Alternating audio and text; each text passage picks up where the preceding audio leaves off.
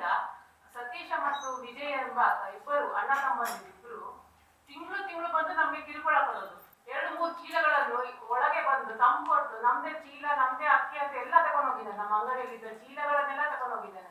ನಾನಿರುವಾಗ ಬಂದು ಅವನು ನನ್ನ ವಿಡಿಯೋವನ್ನೆಲ್ಲ ಮಾಡ್ತೇನೆ, ನಿಮ್ಗೆ ಇದು ಮಾಡ್ತೇನೆ ಅದು ಮಾಡ್ತೇನೆ ತುಂಬಾ ಧಮಕಿ ಎಲ್ಲ ಹಾಕಿದ್ದಾನೆ.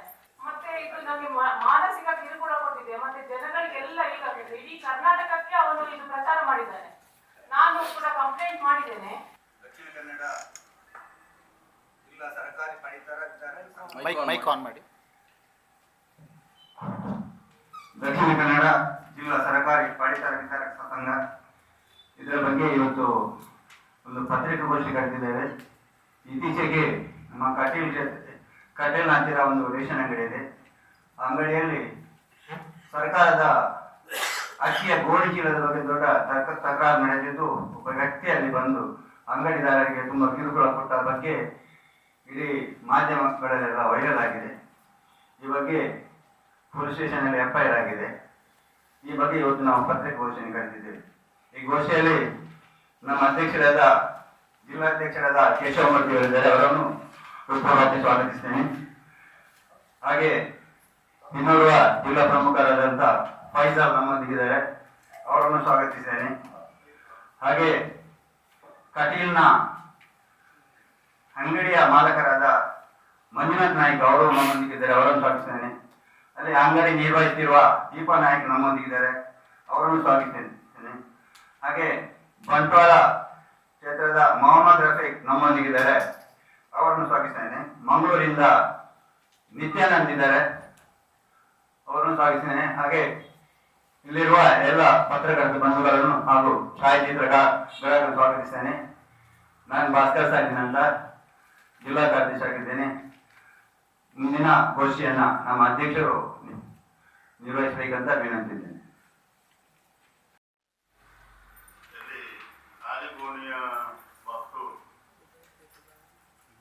ಗ್ರಾಹಕರಿಂದ ತಪ್ಪು ಮಾಹಿತಿ ಹೋಗಿ ಅಂಗಡಿಯವರಿಗೆ ಬೆದರಿಸಿ ಅದನ್ನು ಸಮೇತ ಗೋಣಿಯನ್ನು ಸಮೇತ ಉಚಿತವಾಗಿ ನೀಡಬೇಕೆಂದು ದಬ್ಬಾಳಿಕೆ ಮಾಡಿದ್ದಾರೆ. ಅದರ ಬಗ್ಗೆ ಆ ಅಂಗಡಿಯ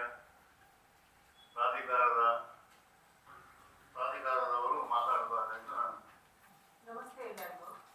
ಇದು ಸರಿಸುಮಾರು 60-70 ವರ್ಷದಿಂದ ನಮ್ಮ ಮಾವನವರು ಅಂಗಡಿ ನಡೆಸ್ಕೊಂಡು ಬರ್ತಾ ಇದ್ದಾರೆ. ಅವರ ತಂದೆಯ ಕಾಲದಿಂದಲೂ ನಡೆಸ್ಕೊಂಡು ಬರ್ತಾ ಇದ್ದಾರೆ. ಮತ್ತೆ 2-3 ತಿಂಗಳಿಂದ ಸತೀಶ ಮತ್ತು ವಿಜಯ ಎಂಬ ಇಬ್ಬರು ಅಣ್ಣ ತಮ್ಮಂದಿರಿಬ್ಬರು ತಿಂಗಳು ಬಂದು ನಮಗೆ ಕಿರುಕುಳ ಕೊಡೋದು. ಈ ತರ ವಿಡಿಯೋ ಮಾಡುದು, ವೈರಲ್ ಮಾಡುದು. ಒಬ್ಬ ಬಂದ ವೈರಲ್ ಮಾಡಿಲ್ಲ, ಆಗ ನಾನು ಇರ್ಲಿಲ್ಲ, ನಮ್ಮ ಮಾವರು ಮಾತ್ರ ಇದ್ರು. 2-3 ಚೀಲಗಳನ್ನು ಒಳಗೆ ಬಂದು ತಂದು ಕೊಟ್ಟು ನಮ್ದೇ ಚೀಲ ನಮ್ದೇ ಅಕ್ಕಿ ಅಂತ ಎಲ್ಲ ತಗೊಂಡೋಗಿದ್ದಾನೆ. ನಮ್ಮ ಅಂಗಡಿಯಲ್ಲಿದ್ದ ಚೀಲಗಳನ್ನೆಲ್ಲ ತಗೊಂಡೋಗಿದ್ದಾನೆ. ಮತ್ತೆ ಇನ್ನು 2 ತಿಂಗಳ ಹಿಂದೆ ಇನ್ನೊಬ್ಬ ಸತೀಶ ಬಂದ, ಅವನು ಕೂಡ ಹಾಗೆ ರಂಪಾಟ ಎಲ್ಲ ಮಾಡಿ ಎಲ್ಲ ಹೋಗಿದ್ದಾನೆ. ಮತ್ತೆ ನಾನು ಇರ್ಲಿಲ್ಲ ಆಗ ಆ ಸಮಯದಲ್ಲಿ. ಈ ತಿಂಗಳು ಏನಂದ್ರೆ ನಾನಿದ್ದೆ ಆ ಅಂಗಡಿಯಲ್ಲಿ. ನಾನಿರುವಾಗ ಬಂದು ಅವನು ನನ್ನ ವಿಡಿಯೋವನ್ನೆಲ್ಲ ಮಾಡ್ತೇನೆ, ನಿಮ್ಗೆ ಇದು ಮಾಡ್ತೇನೆ ಅದು ಮಾಡ್ತೇನೆ ತುಂಬಾ ಧಮಕಿ ಎಲ್ಲ ಹಾಕಿದ್ದಾನೆ.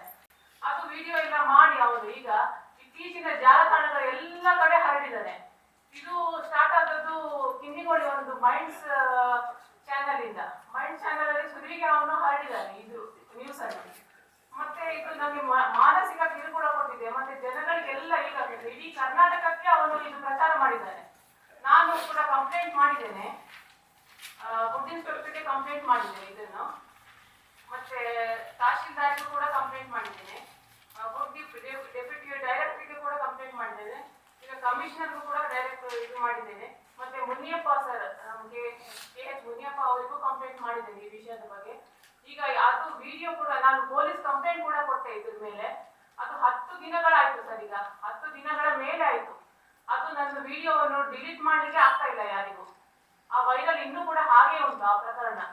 ನಾನು ಹೇಳೋದು ನನಗೆ ಈಗ ತುಂಬಾ ಮಾನಸಿಕ ಹಿಂಸೆ ಆಗ್ತಾ ಇದೆ ಆ ವೈರಲ್ ಇದು ಮಾಡಿದ್ರಿಂದ. ಅವನು ಇದು ಆಕ್ಷನ್ ತಗೊಳ್ಬೇಕಂತ ನಾನು ಎಲ್ಲರ ಹತ್ರ ಕೇಳಿಕೊಳ್ತೇನೆ. ಮತ್ತೆ ನಮ್ಗೆ ಇದರ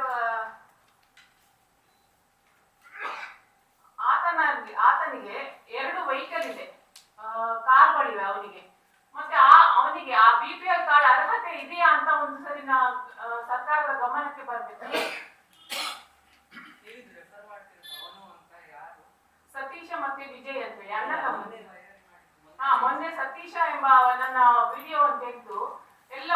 ಮಾಡಿದ್ದಾರೆ. ನಾನು ಸತೀಶ ಮತ್ತೆ ವಿಜಯ. ದೂರು ಕೊಟ್ಟದ್ದು ಈಗ ಎಂತ ಪ್ರಕರಣ ಕೂಡ ಹಾಗೆ ಉಂಟು ಸರ್. ನಂದು ಈಗ ಮೈಂಡ್ಸ್ ಇಂದ ಮಾತ್ರ ಈಗ ಡಿಲೀಟ್ ಆಗಿದೆ, ನಂದು ವೈರಲ್ ಮಾಡಿರೋದು. ಬೇರೆ ಚಾನೆಲ್ ಅಲ್ಲೆಲ್ಲ ಹಾಗೆ ಉಂಟು, ವೈರಲ್ ಮಾಡ್ತಾನೆ ಇದ್ದಾರೆ ಇನ್ನು ಕೂಡ. ಪೊಲೀಸ್ ಸ್ಟೇಷನ್ ಅಲ್ಲಿ ನಾನು ಕಂಪ್ಲೇಂಟ್ ಕೊಟ್ಟಿದ್ದೇನೆ, ಅದು ಕಾಪಿ ಕೂಡ ನನ್ನ ಹತ್ರ ಉಂಟು. 10 ದಿನ ಆಯ್ತು ಸರ್ ಅದು.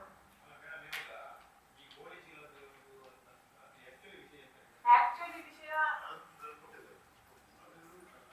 ನಮಗೆ ಸರ್ಕಾರದಿಂದ ಗೋಣಿ ಚೀಲ ಕೊಡ್ತಾರೆ, ಅದು ನಮ್ಗೆ ಕೊಡ್ಲಿಕ್ಕಿಲ್ಲ. ನಮ್ಮ ಕಮಿಷನ್ ಬೇಸ್ ಅಲ್ಲಿ ನಮ್ಗೆ 56 ರೂಪಾಯಿ ಕಮಿಷನ್ ಬರ್ತದೆ ಒಂದು ಕಿಲೋಗೆ, 56 ರೂಪಾಯಿ. ಅದರಲ್ಲಿ ವಸ್ತು ರೂಪದಲ್ಲಿ ಹಾಗೂ ನಗದು ರೂಪದಲ್ಲಿ ಆ ಕಮಿಷನ್ ನಮ್ಗೆ ಇದೆ. ವಸ್ತು ರೂಪದಲ್ಲಿ ನಗದು ರೂಪದಲ್ಲಿ 36 ರೂಪಾಯಿ ಬಂದರೆ ಈ ಕ್ವಿಂಟೋಲ್ಗೆ 2 ಗೋಣಿಗೆ 20 ರೂಪಾಯಿ ಆಗ್ತಾರೆ, 56 ರೂಪಾಯಿ ಆ ತರ ಕಮಿಷನ್ ನಮ್ಗೆ ಬರ್ತದೆ.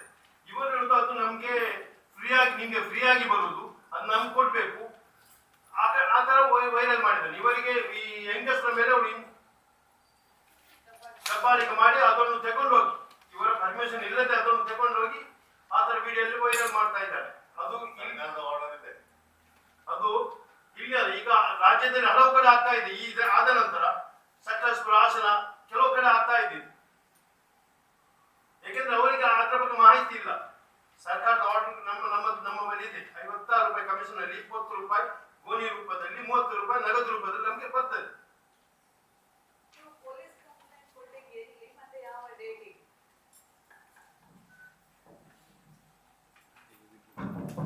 ನಾನು ಬಜ್ಪೇಯಿ ಸ್ಟೇಷನ್ ಅಲ್ಲಿ ಕಂಪ್ಲೇಂಟ್ ಕೊಟ್ಟಿದ್ದೀನಿ ಸರ್.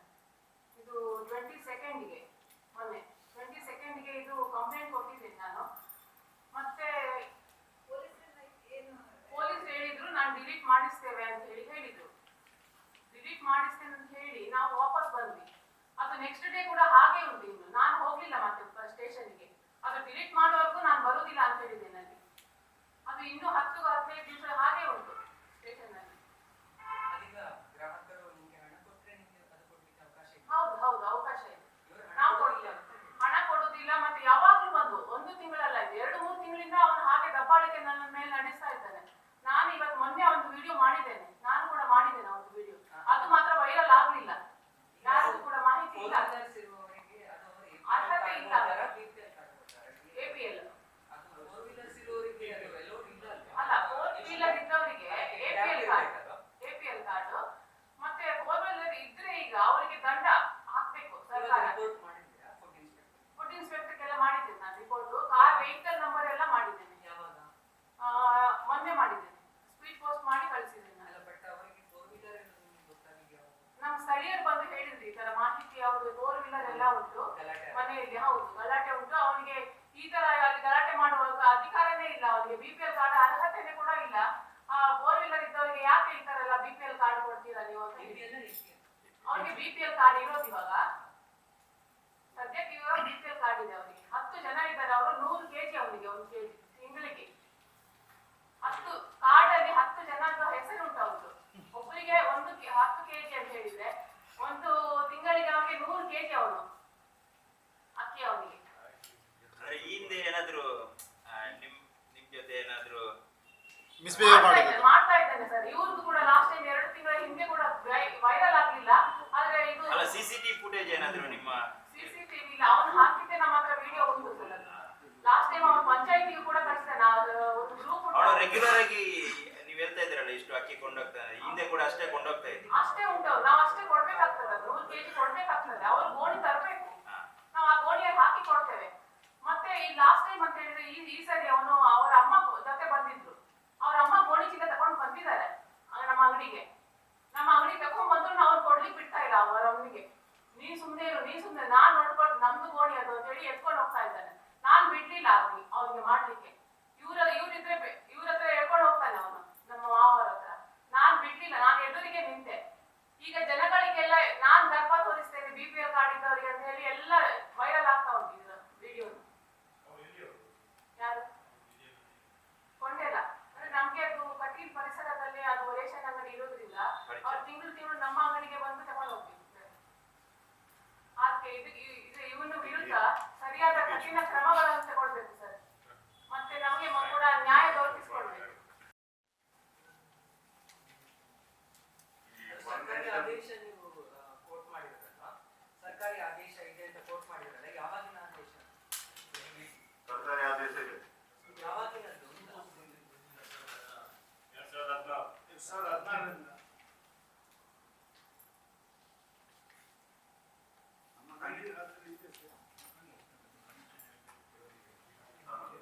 ಕಮಿಷನ್ ಕೊಡುವುದರಲ್ಲಿ 20 ರೂಪಾಯಿ ಕಟ್ ಮಾಡ್ತಾರೆ ಗೋಣಿ ಚೀಲದವ. ನಮ್ಮದ್ರಲ್ಲಿ 2 ಗೋಣಿ ಬರ್ತದೆ. ಆ ಗೋಣಿಯಲ್ಲಿ 20 ರೂಪಾಯಿಗೆ 50 ರೂಪಾಯಿ ಕಮಿಷನ್ ಇತ್ತು ಆಗ 56 ರೂಪಾಯಿ. ಅದರಲ್ಲಿ 20 ರೂಪಾಯಿ ನಮ್ಮ ಕಮಿಷನ್ ಇಂದ ಸರ್ಕಾರ ಕಟ್ ಮಾಡ್ತದೆ. ಅದರೊಳಗೆ ಸರ್ಕಾರವೇ ಈಗ ರಾಜ್ಯ ವ್ಯಾಪ್ತಿ ಇದೇ ತರ ಆದರೆ ಆಮೇಲೆ ಅಂಗಡಿ ನಡೆಸುವುದೇ ಬಹಳ ಕಷ್ಟ ಆಗ್ತದೆ. ಯಾಕಂದ್ರೆ ಇದಕ್ಕೆ ಸ್ಪಷ್ಟೀಕರಣವನ್ನು ಸರ್ಕಾರವೇ ಕೊಡಬೇಕಿತ್ತು. ಆದರೆ ಅಧಿಕಾರಿಗಳಿಗೆ ಫುಡ್ ಇನ್ಸ್ಪೆಕ್ಟರ್ಗೆ ಅದನ್ನು ತಿಳುವಳಿಕೆ ಕೊಟ್ಟರೆ ಅವರು ಸೂಕ್ತ ಕ್ರಮವೇ ತಗೊಳ್ಳೋದಿಲ್ಲ. ಅದು ಅವರ ವ್ಯಾಪ್ತಿಗೆ ಬರುವಂಥದ್ದು. ಒಂದು ವೇಳೆ ಆ ವ್ಯಕ್ತಿಗೆ ವೆಹಿಕಲ್ ಇದೆ, ಅವನು ಆರ್ಥಿಕವಾಗಿ ಬಲಿಷ್ಠನಾಗಿದ್ದಾನೆ ಅಂತಾದರೆ ಅವನಿಗೆ BPL ಕಾರ್ಡನ್ನು ಕೊಟ್ಟದ್ದು ಅವರ ತಪ್ಪು. ಅದರ ಅರ್ಥ ಅವರು ಪರಿಶೀಲಿಸದೆ ಕೊಟ್ಟಿದ್ದಾರೆ ಅಂತ ಆಯ್ತು. ಆದರೆ ಫುಡ್ ಇನ್ಸ್ಪೆಕ್ಟರ್ಗೆ ನಾವು ಕಂಪ್ಲೇಂಟ್ ಮಾಡಿದ್ರೆ ಅವರು ಯಾವುದೇ ರಿಯಾಕ್ಷನ್ ಇಲ್ಲ. ಎರಡನೇದು ಒನ್ ನೇಷನ್ ಒನ್ ಕಾರ್ಡ್ ಅಂತ ಹೇಳಿಕೊಂಡು ಕೇಂದ್ರ ಸರ್ಕಾರ ಆದೇಶ ಮಾಡಿದೆ. ಸಾಧಾರಣ ಒಂದು ಕೊರೋನಾ ಟೈಮಿನ ನಂತರ. ಆದರೆ ಮಂಗಳೂರಿನಲ್ಲಿ ಮೊದಲು ಒಂದು ವರ್ಷ ಸರಿಯಾಗಿ ನಡೀತಿತ್ತು, ಅಡಿಷನಲ್ ಅಕ್ಕಿ ಕೊಡ್ತಿದ್ರು. ಆದರೆ ಇವಾಗ ಅದನ್ನು ಸಂಪೂರ್ಣವಾಗಿ ನಿಲ್ಲಿಸಿದ್ದಾರೆ. ಕೇಳುವಾಗ ಅಕ್ಕಿ ಸ್ಟಾಕ್ ಇಲ್ಲ ಅಂತ ಹೇಳ್ತಾರೆ. ಆದರೆ ಹೊರ ರಾಜ್ಯದಿಂದ ಬಂದವರಾಗಲಿ, ಯಾಕಂದರೆ ಮಂಗಳೂರಿನಲ್ಲಿ ಇವತ್ತು ಕಾರ್ಮಿಕರು ವಲಸೆ ಬಂದು ಇಲ್ಲಿ ಜಾಸ್ತಿ ಇದ್ದಾರೆ. ಆದರೆ ಅವರಿಗೆ ಯಾವುದೇ ಥರದ ಉಪಯೋಗ ಈ ಒನ್ ನೇಷನ್ ಒನ್ ಕಾರ್ಡ್ನಲ್ಲಿ ಆಗೋದಿಲ್ಲ. ಅಧಿಕಾರಿಗಳಲ್ಲಿ ಕೇಳಿದ್ರೆ ನಮ್ಮಲ್ಲಿ ಅಕ್ಕಿ ಇಲ್ಲ ಅಂತ ಹೇಳ್ತಾರೆ. ಮತ್ತೆ ನಾವು ತುಂಬಾ ಪ್ರೆಷರ್ ಮಾಡಿದರೆ ಅವರು ಯಾರಿಗೆ ಫೇವರಿಸಮ್ ಇದ್ದ ಅಂಗಡಿ ಇದ್ದಾರೋ ಅವರಿಗೆ ಸ್ವಲ್ಪ ಸ್ವಲ್ಪ ಕೊಡ್ತಾರೆ, ಬಾಕಿದ್ದವರಿಗೆ ಇಲ್ಲ. ಅದು ಅಕ್ಕಿ ಎಲ್ಲರಿಗೂ ಕೊಡ್ಬೇಕಂತ ಉಂಟಲ್ಲ ಸರ್? ಇದೇ ಹಂಚಿಕೆ ಮಾಡುವಂಥದ್ದು ಅಧಿಕಾರಿಗಳ ಕೈಗಳಿಗೆ ಇರುವುದಲ್ಲ. ಆದರೆ ಮೊನ್ನೆ ವಿಧಾನಸಭಾದಲ್ಲಿ ಅದರ ಬಗ್ಗೆ ಚರ್ಚೆ ಆಯಿತು. ಆವಾಗ ಮಾಜಿ ಆಹಾರ ಸಚಿವರಾದ UT ಖಾದರ್ ಹೇಳಿದರು, ಈಗಿನ ಸಭಾಪತಿ, ಎಲ್ಲ ಅಂಗಡಿಯವರಿಗೂ 10% ಅವರ ಅಲಾಟ್ಮೆಂಟಿಗೆ 10% ಸೇರಿಸಿ ಕೊಡಬೇಕು ಅಂತ ಹೇಳಿ. ಆದರೆ ಇಲ್ಲಿಯೂ ಅದು ಆ ರೀತಿ ಆಗುವುದಿಲ್ಲ. ಇಲ್ಲಿ ಹೇಳಿದ್ರೆ ತಾರತಮ್ಯ ನೀತಿ ಅಧಿಕಾರಿ ವರ್ಗದಿಂದ ಆಗ್ತಾ ಉಂಟು.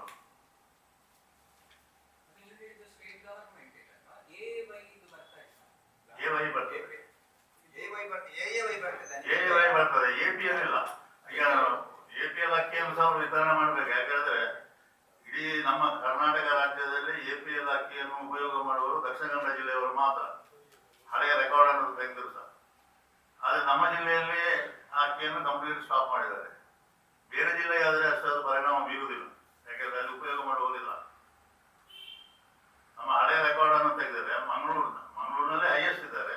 ದಕ್ಷಿಣ ಕನ್ನಡ ಜಿಲ್ಲೆಯೇ ಹೈಯೆಸ್ಟ್. ನಮ್ಮ ಸುಳ್ಯ, ಪುತ್ತೂರು ಮತ್ತು ನಮ್ಮ ಮಂಗಳೂರು ವ್ಯಾಪ್ತಿ ಅಯ್ಯಾರಿ.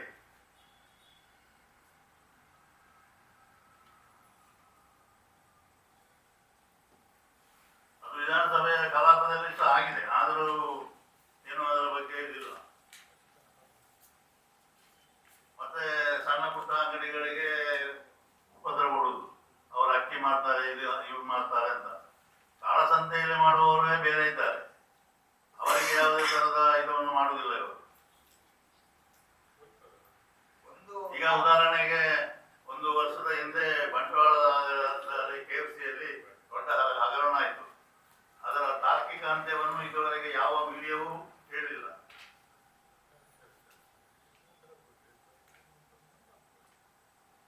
ಅದೇನು ಸ್ವಲ್ಪ ಸಣ್ಣ ಮಟ್ಟದಲ್ಲ. ಈಗ ಇತ್ತೀಚೆಗೆ ಆದಂತಹ ಹಾವೇರಿಯಲ್ಲಿ ಪಡಿತರ ಅಕ್ಕಿಯನ್ನು ದುಬೈಗೆ ಕಳಿಸ್ತಾ ಇದ್ದಾರೆ. ಒಂದು ದಿನ ಮಂಗಳೂರು ಅದೇ ರೀತಿಯಲ್ಲಿ ಆಗಬಹುದು ಹೇಳೋದು ನನ್ನ ಅನಿಸಿಕೆ.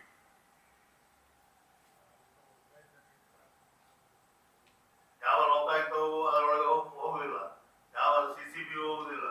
ಲೋಕಲ್ ಪೊಲೀಸರಂತೂ ಎಲ್ಲವೂ ಶಾಮೀಲೆ. ಯಾರನ್ನು ಹೋಗ್ತೀರ? ಅವಾಗ ಸಣ್ಣ ಪುಟ್ಟ ಅಂಗಡಿಯನ್ನು ಸಿಕ್ಕಿದ್ರೆ ಅವನನ್ನ ಹರಾಜು ಹಾಕ್ತಾರೆ. ಅವನೇನ್ ಮಾಡುದು? ಅವರು ಹೊಟ್ಟೆಪಾಡನ್ನು ನೋಡುದ, ಇದನ್ನು ನೋಡುದು.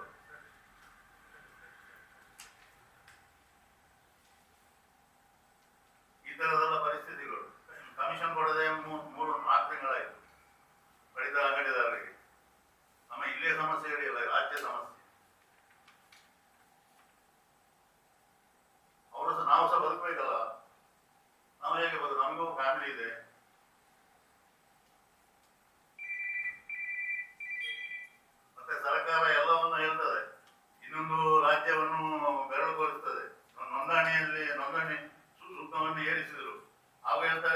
ಕೇರಳದಲ್ಲಿ ನಮಗೆ ಕಡಿಮೆ ಇದೆ, ತಮಿಳುನಾಡಿಗಿಂತ ಕಡಿಮೆ ಇದೆ. ಆದರೆ ಈ ಪಡಿತರ ವಿತರಣೆಯಲ್ಲಿ ಕೇರಳದಲ್ಲಿ 70 ವರ್ಷ ಮೀರಿದವರಿಗೆ ಪೆನ್ಷನ್ ಕೊಡ್ತಾರೆ ಮತ್ತು ಅವರ ಮನೆಯ ಬ್ಲಡ್ ರಿಲೇಟೆಡ್ ಇದ್ದವರಿಗೆ ಅಂಗಡಿಯನ್ನು ವರ್ಗಾವಣೆ ಮಾಡಿಕೊಡ್ತಾರೆ. ಇಲ್ಲಿ ಆ ಪದ್ಧತಿ ಇಲ್ಲ. 1,500 ರೂಪಾಯಿ ಪೆನ್ಷನ್, ಇದು ಓಲ್ಡ್ ಏಜ್ ಪೆನ್ಷನ್ ಅಂತ ಕೊಡ್ತಾರಲ್ಲ, ಅದನ್ನು ಕೊಡ್ತಾರೆ. ಅಲ್ಲಿ 300 ರೂಪಾಯಿ ಕ್ಷೇಮ ನಿಧಿಗೆ ಕಟ್ ಮಾಡ್ತಾರೆ ಮತ್ತು 1,200 ರೂಪಾಯಿಯನ್ನು ಪಡಿತರ ಅಂಗಡಿದಾರರಿಗೆ ಕೊಡ್ತಾರೆ 70 ವರ್ಷ ರಿಟೈರ್ಮೆಂಟ್ ಅಂತ ಹೇಳಿ. ಅದು ಇಲ್ಲಿ ಇಲ್ಲ. ಇಲ್ಲಿ ಪಡಿತರ ಅಂಗಡಿಯವರು 70 ವರ್ಷ ಕಳೆದ ನಂತರ ಸತ್ತು ಹೋಗ್ಬೇಕು. ಸತ್ತು ಹೋದ ನಂತರ ಅವನಿಗೆ ಅವನ ಮನೆಯವರಿಗೆ ಕೊಡುವುದಿಲ್ಲ, ಅವನು ಪುನಃ ಕೋರ್ಟಿಗೆ ಹೈಕೋರ್ಟಿಗೆ ಹೋಗ್ಬೇಕು. ಅವಾಗ ಬಾಕಿದ್ದದಕ್ಕೆ ನೀವು ತುಲನೆ ಮಾಡ್ತೀರಿ. ಅವಾಗ ಒಳ್ಳೆತನಕ್ಕೆ ಯಾಕೆ ಮಾಡೋದಿಲ್ಲ? 70 ವರ್ಷ 50 ವರ್ಷ 60 ವರ್ಷ ಸರ್ವಿಸ್ ಮಾಡಿದವರು, ಇನ್ಫ್ರಾಸ್ಟ್ರಕ್ಚರ್ ಎಲ್ಲ ನಮ್ಮದೇ ಆಗಿರುವಾಗ ನಮಗೂ ಅದನ್ನು ಕೊಡ್ಬೇಕಲ್ಲ. ಅದನ್ನು ಯಾರು ಮಾತಾಡುದಿಲ್ಲ. ಬಾಕಿದ್ದದಕ್ಕೆ ಬೇರೆ ರಾಜ್ಯವನ್ನು ಕೊಟ್ಟು ಮಾಡ್ತಾರೆ. ಪಡಿತರ ವ್ಯವಸ್ಥೆಯು ಹಾಗೆ. ಮೊದಲೆಲ್ಲ ಸಾಧಾರಣ ಒಂದು 10 ವರ್ಷದ ಹಿಂದೆ ಪ್ರತಿ ತಿಂಗಳು 1ನೇ ತಾರೀಕಿನಂದು ಪ್ರತಿ ಅಂಗಡಿಯಲ್ಲಿ ಸಾಮಗ್ರಿಗಳು ಇರಬೇಕು. ಇವಾಗ ಅದಿಲ್ಲ. 20 ತಾರೀಕು ಆಗ್ತದೆ, 15 ತಾರೀಕು ಆಗ್ತದೆ. ಜನರು ಬಂದು ಅವರ ಪೆನ್ಷನ್ ಅನ್ನು ನಮ್ಮ ಹತ್ರ ಉಳಿದಿದೆ. ಯಾರು ಆಫೀಸರ್ಗಳು ಅದಕ್ಕೆ ಹೊಣೆಗಾರ ಹೇಳಿದ್ರು. ಎಲ್ಲರೂ ಅವರವರು ದುಡ್ಡು ಇವರಿಗೆ ಬೆರಳುಗೊಳಿಸ್ತಾರೆ ಹೊರತು ಇದಕ್ಕೆ ಮುಕ್ತಾರ ಇಲ್ಲ.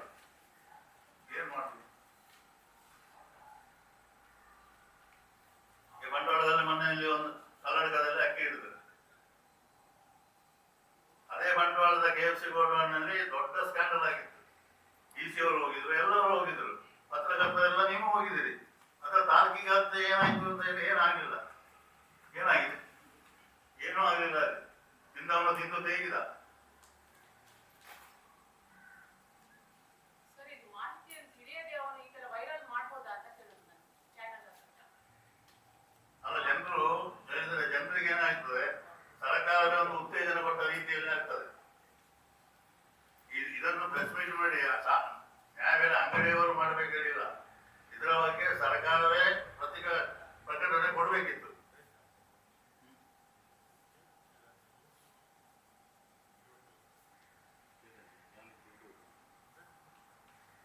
ಅದರಿಂದ ನಮ್ಮ ಒಂದು ಕಳಕಳಿಯ ವಿನಂತಿ ಹೇಳಿದರೆ, ಪತ್ರಕರ್ತರಾದ ನೀವು ನಮ್ಮ ಜೊತೆಗೆ ನಮಗೆ ನ್ಯಾಯಸಮ್ಮತವಾದಂತಹ ಒಂದು ದಾರಿಯನ್ನು ತೋರಿಸಿಕೊಡ್ಬೇಕು ಹೇಳುವುದು ನಮ್ಮ ಕಳಕಳಿಯ ವಿನಂತಿ.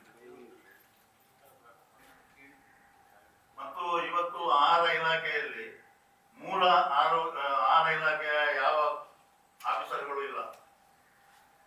ಎಲ್ಲ ಕೆಲವರು ಈ ಬೇರೆ ಬೇರೆ ಡಿಪಾರ್ಟ್ಮೆಂಟ್ನಿಂದ ಬಂದವರು ಇರುವುದು.